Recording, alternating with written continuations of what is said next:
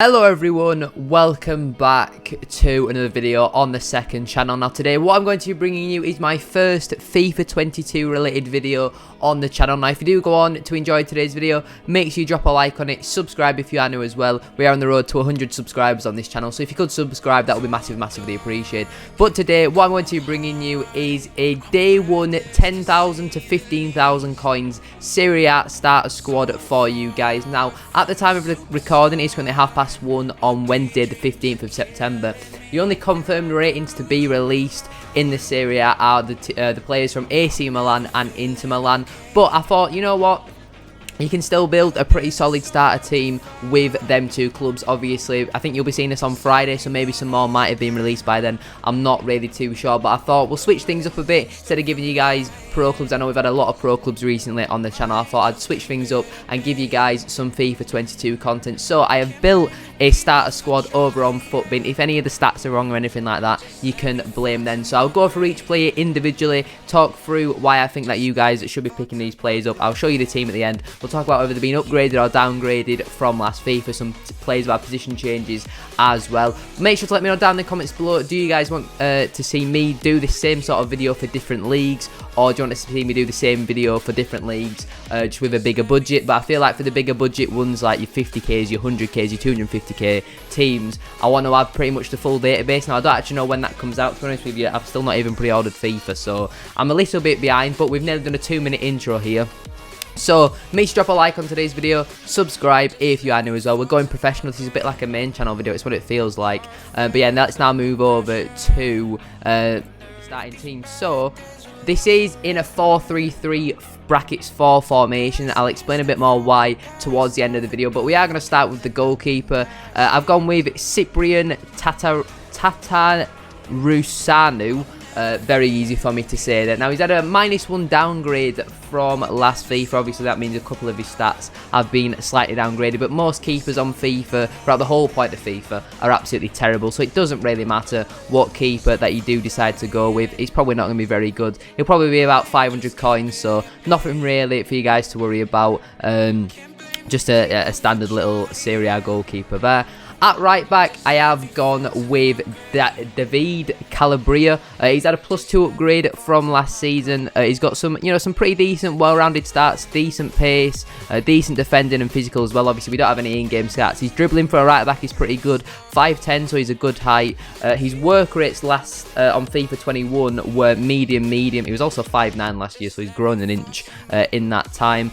Yeah, it just looks like a bog standard right back. He'll get the job done until you can afford somebody slightly better in that position.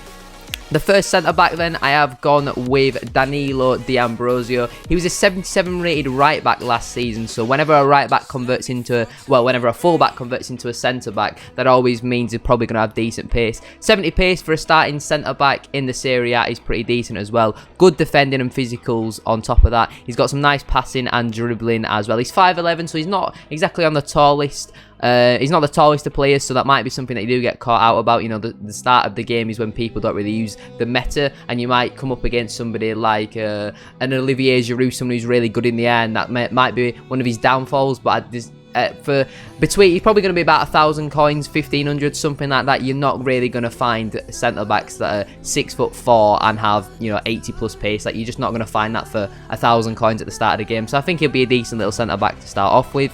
I'm partnering him then. I have gone with his club teammate Bastoni. Now he's a little bit slower, but he is obviously a little bit taller. He's left-footed as well. For me personally, when I have players playing on the left side, I like them to be left-footed, and when they're on the right side, I like them to be right-footed. Especially at centre-back, I like a right-footed right centre-back and a left-footed left centre-back. He's 6'3" as well, so they do kind of complement each other very, very well. Really good defending and physicality. He's non-rare as well. I think pretty much all these players are non-rare, to be honest with you.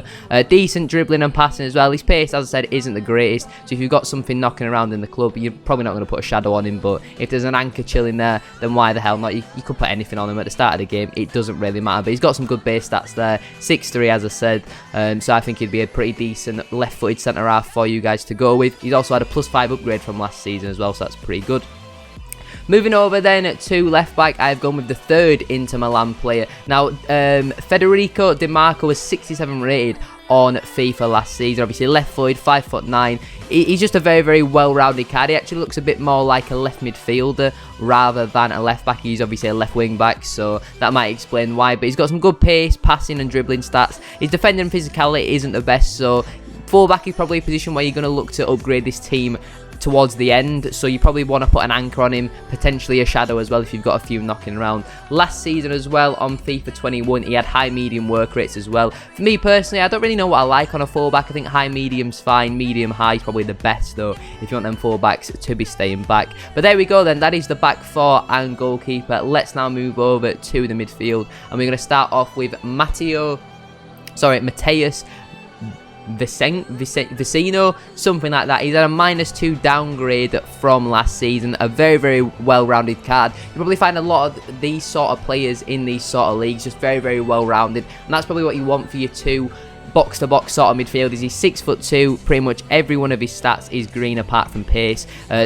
Great, well, no, not great, but good shooting, passing, dribbling, defending, physicality. He's just going to be a really, really good box-to-box central midfielder, and for a 78 rated non-rare, he's not going to be expensive at all. 6'2" as well, I think I did mention that, but yeah, it's pretty decent. But as I said, -2 downgrade. His work rates on FIFA 21 were high as well.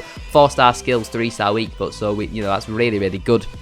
And partnering him on the other side of midfield, I have gone with Ismail Benanza. Not really too sure how you pronounce his name, but he's had a +5 upgrade from FIFA 21. He was a CDM as well, so he's had a slight position change as well. Really, really good stats here. He will probably be one of the more expensive players in this team. He's left-footed as well, so as I said, when you're playing him on that left side, I do prefer that. Medium work rates, which is alright for a midfielder. 3-star skills, 3-star weak foot, but he's got some great dribbling stats there. Good passing, decent pace, defending and physical. Shooting could do with an improvement. You probably want to put, I don't know, maybe an anchor if you want him sitting a little bit deeper. I mean, I don't really see why you put a hunter on him there, but yeah, I feel like he'll be one of the more expensive players in this team. Probably about 1,500, 2,000 coins, something like that.